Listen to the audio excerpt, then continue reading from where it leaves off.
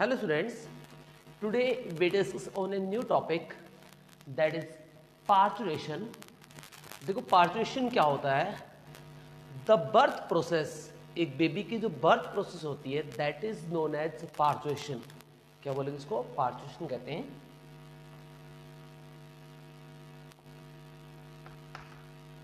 Birth process, जो birth process होती है उसे हम बोलते हैं पार्चुएशन. राइट.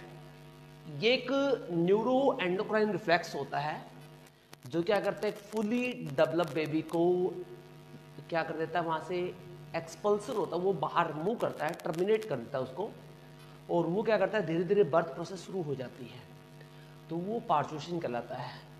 ये क्या होता है? एक it is a neuroendocrine mechanism.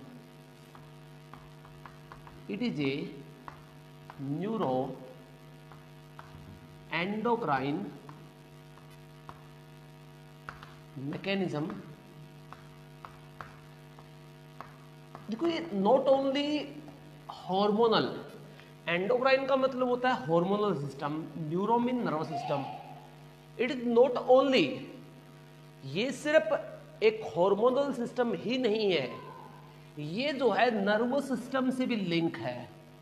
तो mean it's neuro hormonal plus nervous system, दोनों के लिंक से बनने वाला एक मैकेनिज्म होता है. राइट. तो इसमें क्या होगा, एक रिफ्लेक्सिस होता है, और इस रिफ्लेक्सिस में क्या होगा, जो फुली डेवलप बेबी होगा वो टर्मिनेट कर जाएगा. फुली डेवलप फिटस या एम्ब्रियो भी लिख सकते हो. जो फुली डेवलप एम्ब्रियो होता है वो क्या करता है, बाहर की तरफ मूव कर जाता होगा, वो एक्सपल्ट आउट यानी एक्सपल करेगा, बाहर की तरफ मूव करेगा, मूव आउटसाइड. राइट. एक फुली डेवलप बेबी जो होगा वो एक्सपल आउट करेगा, बाहर एक फुली डेवलप होने के बाद टर्मिनेट हो जाएगा और मूव आउटसाइड करेगा. इससे भी क्या बोलते हैं, दैट्स आल्सो पार्चुएशन. इसमें मैटरनल पिट्यूटरी ग्लैंड होती है और जो एक फिटस की पिट्यूटरी ग्लैंड होती है, दोनों का रोल होता है यहाँ पे. Maternal pituitary and fetus pituitary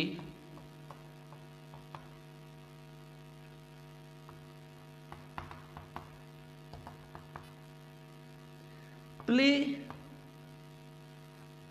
important role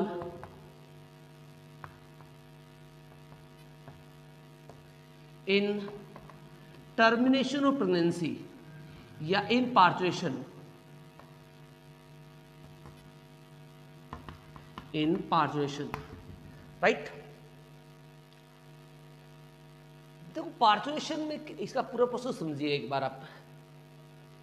देखो एक बेबी है, वो फुली डेवलप हो चुका है, अपने 9 मंथ का जो टाइम स्पैन है वो कंप्लीट कर चुका है. उसके बाद क्या करेगा, वो एक मैसेज रिलीज करेगा मैटरनल पिट्यूटरी के पास, और मैटरनल जो पिट्यूटरी होगी वो क्या करती है, एक ऑक्सीटोसिन रिलीज करना स्टार्ट करेगी. एक हार्मोन होता है ऑक्सीटोसिन, वो रिलीज करना स्टार्ट करेगी. और ऑक्सीटोसिन क्या करता है, धीरे धीरे यूट्रस जो होता है, यूट्रस के एंडोमेट्रियम, उसकी पहले माइल्ड कॉन्ट्रैक्शन करवाएगा. माइल्ड का मतलब हल्की कॉन्ट्रैक्शन करवाएगा. धीरे धीरे कॉन्ट्रैक्शन बढ़ती जाएंगी, यानी धीरे धीरे कॉन्ट्रैक्शन की रेट जो होती है बढ़ती जाती है. स्टार्टिंग में जस्ट 4 to 6 पर आवर होती है, और इस पूरी प्रोसेस को बोलते हैं लेबर पेन. क्योंकि मदर के अंदर क्या होता है, लेबर पेन जो होता है 24 आवर पहले ही शुरू हो जाती है, यानी बर्थ के लगभग पहले से ही. और वो पूरी प्रोसेस जो होती है वो पार्चुएशन की कहलाती है. पहले हल्का ऑक्सीटोसिन आएगा, धीरे धीरे मूवमेंट करवाएगा, फिर क्या होता है, फिर धीरे धीरे ऑक्सीटोसिन का लेवल बढ़ता जाएगा. तो क्या होता है, यूट्रस का जो कॉन्ट्रैक्शन रेट होती है वो भी बढ़ती जाएगी, और यूट्रस की जो कॉन्ट्रैक्शन रेट बढ़ेगी, जिससे क्या होगा, जो प्लेसेंटा होता पार्ट वो एंडोमेट्रियम से स्प्लिट टूट जाएगा उससे, और वो बाहर की तरफ मूव करना स्टार्ट करता है टुवार्ड वेजाइनल पार्ट. राइट.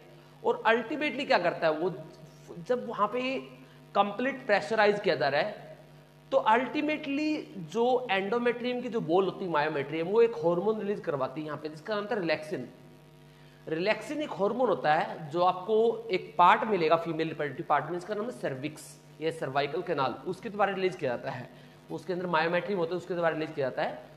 और वहां पे वो क्या करता है, जो वेजाइनल पार्ट होता है उसकी ओपन सर्वाइकल पार्ट जो होता है काफी स्पेस कम होता है उसके अंदर, और उसके अंदर स्पेस को खोल देगा, जिसकी वजह से बेबी जो होता है बाहर की तरफ वेजाइनल ट्यूब के थ्रू बाहर मूव करना स्टार्ट कर देगा, और अल्टीमेटली क्या होता है, बेबी का बर्थ हो जाएगा, राइट।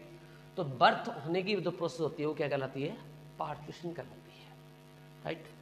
ये एक न्यूरो एंडोक्राइन मैकेनिज्म, क्योंकि इसमें बहुत सारे हार्मोन इन्वॉल्व हो रहे हैं, लाइक ऑक्सीटोसिन सबसे मेन हार्मोन होता है यहाँ पे। उसके अलावा यहाँ पे प्रोजेस्टेरोन का लेवल डाउन जाना चाहिए, क्योंकि प्रोजेस्टेरोन जो होता है प्रेगनेंसी को मेंटेन करके रखता है। कई बार यहाँ पे क्वेश्चन पूछा भी गया है कि विच हार्मोन इन दोनों, प्रेगनेंसी हार्मोन, प्रेगनेंसी हार्मोन बोलते हैं उसको, सॉरी, प्रोजेस्टेरोन को। तो प्रोजेस्टेरोन के लेवल को डाउन करना पड़ेगा, तभी प्रेगनेंसी बाहर मूव करेगी। तो ऑक्सीटोसिन क्या करता है, प्रोजेस्टेरोन के लेवल को डाउन कर देगा, और ऑक्सीटोसिन का लेवल बढ़ेगा, जिसकी वजह से पार्चुएशन रेट धीरे धीरे बढ़ती जाएगी, और अल्टीमेटली क्या हो जाएगा, बर्थ हो जाएगा, right. So that is about the पार्चुएशन।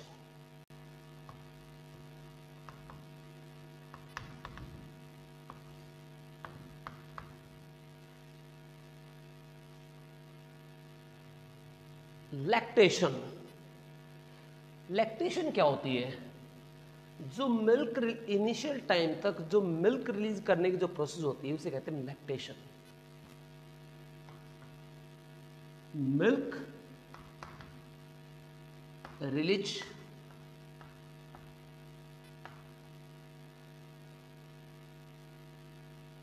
in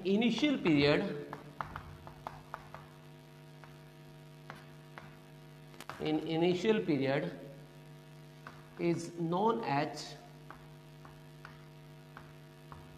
lactation।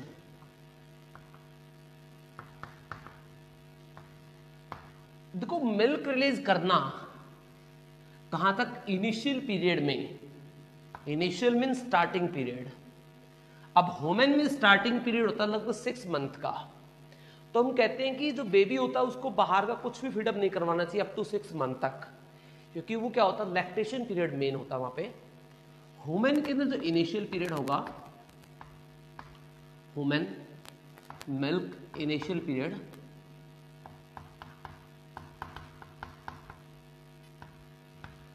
माना जाता है 0 to 6 मंथ, यानी बर्थ से 6 मंथ तक इनिशियल पीरियड माना जाता है ह्यूमन में। अब जो मिल्क होता है वो बेबी के लिए क्यों जरूरी होता है, ऐसा क्या होता है मिल्क में। देखो मिल्क के अंदर काफी सारे रिच कंटेंट होते हैं, उसके अंदर हम देखते हैं उसके अंदर काफी ज्यादा protein rich, like collagen proteins, other जो प्रोटीन होती है वो इसके अंदर प्रेजेंट होती है। मदर मिल्क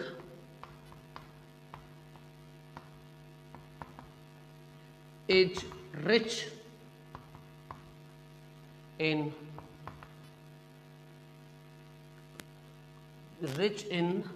कोलेजन, सॉरी, एक यहां पे एक प्रोटीन होती है इसे कोलोस्ट्रम कहते हैं, कोलोस्ट्रम। ये एक एल्ब्यूमिन प्रोटीन का पार्ट होता है, किसका पार्ट होता है, एल्ब्यूमिन। कोलोस्ट्रम ये क्या होते हैं, कोलोस्ट्रम ये एक येलोइस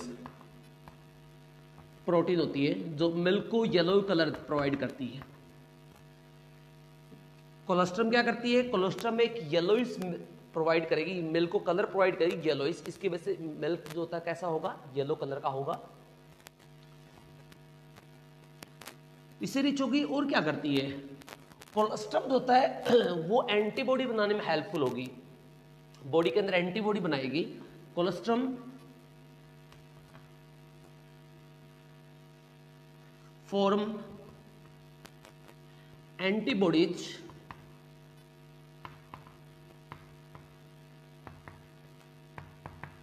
इन बेबी या इन्फेंट इन्फेंट भी ले सकते हो, बेबी ले सकते हो। इनके अंदर एंटीबॉडी बनाएगी। और एंटीबॉडी क्या होती है? एंटीबॉडी वो बॉडीज होती है जो अगेंस्ट बनती है माइक्रोब्स के, यानी माइक्रोब्स के जो अगेंस्ट बनेगी उन्हें कहते हैं एंटीबॉडी। मीन ये डिजीज से रेजिस्टेंट बनाने में हेल्पफुल बनेगी। ये क्या करेगी? बच्चे को डिजीज से रेजिस्टेंस बनाएगी एंटीबॉडी, राइट। तो कोलेस्ट्रम इसलिए जरूरी होता है क्योंकि बेबी को क्या करती है? डिजीज से बचाती है एंटीबॉडीज, राइट। तो इसलिए यहां पे क्या बनेगी? कोलेस्ट्रम बनेगा जो बेबी को प्रिवेंट करेगी डिजीज से। तो इसी वजह से इनिशियल पीरियड में बेबी को सर्वाइव करने के लिए, पैथोजन से लड़ने के लिए क्या जरूरी होता है? मदर का जो मिल्क होता है वो बहुत कंपलसरी होता है, राइट। और बच्चे को एक एंटीबॉडी भी मिलती है, एक एंटीबॉडी होती है, इसका नाम था IgA, इम्यूनोग्लोबिन ए। एंटीबॉडी जो होगी, एंटीबॉडी, ये एंटीबॉडी बच्चे को प्रोवाइड करवाई जाती है किसके द्वारा? मदर के द्वारा।